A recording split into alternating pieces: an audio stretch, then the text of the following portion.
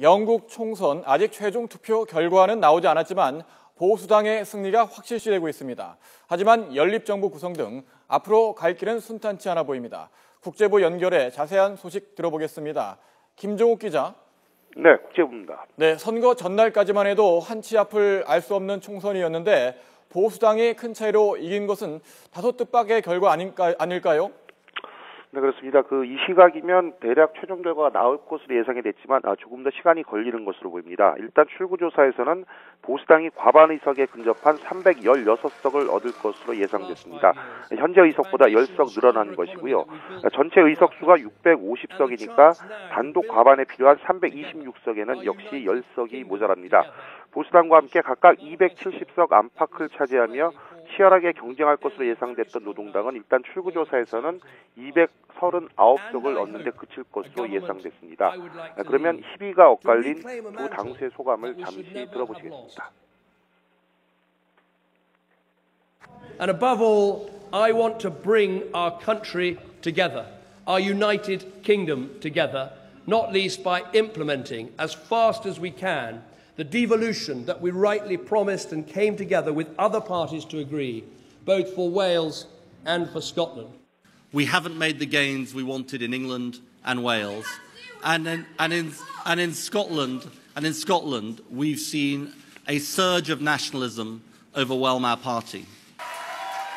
네, 영국 의회는 임명직인 상원과 선출직인 하원으로 구성되어 있고 하원 권한이 더 강력해서 하원 다수 정당 지도자가 바로 총리가 됩니다. 이번 총선이 바로 5년마다 하원 의원 650명을 뽑는 그 선거입니다. 보수당의 승리로 끝난 것은 노동당과의 접전이 예상되자 보수층이 대거 집결했기 때문으로 보이는데요. 또 하나 두드러진 점은 스코틀랜드 독립당 SNP가 스코틀랜드 지역 의석을 거의 싹쓸이하다시피 하는 돌풍을 일으켰습니다. 59석 가운데 6석에 불과했는데 이번에 9배가 넘는 56석을 이미 가져간 것으로 확인됐다고 외신들이 전하고 있습니다. 스코틀랜드는 노동당의 텃밭으로 여겨져 왔지만 분리독립 바람을 타고 유권자들이 SNP에 몰표를 준 것으로 해석되고 있습니다.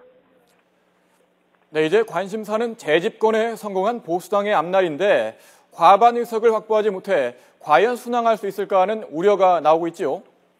네, 그렇습니다. 출구 조사대로라면 보수당은 과반 의석을 조금 채우지 못해 더 힘있고 안정된 정부는 구성하지 못하게 됐습니다.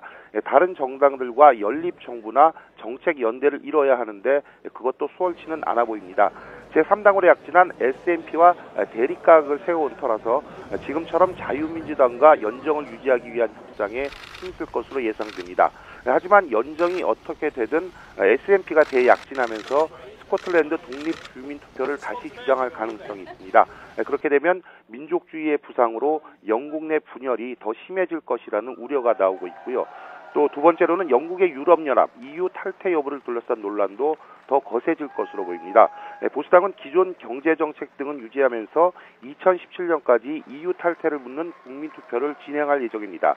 다른 EU 회원국에서 넘어온 이주자 출신 실업자들이 영국의 사회보장 혜택을 누리는 것을 계속 두고 볼 수만은 없다는 게 보수당 소속인 캐머런 현 총리의 확고한 입장입니다.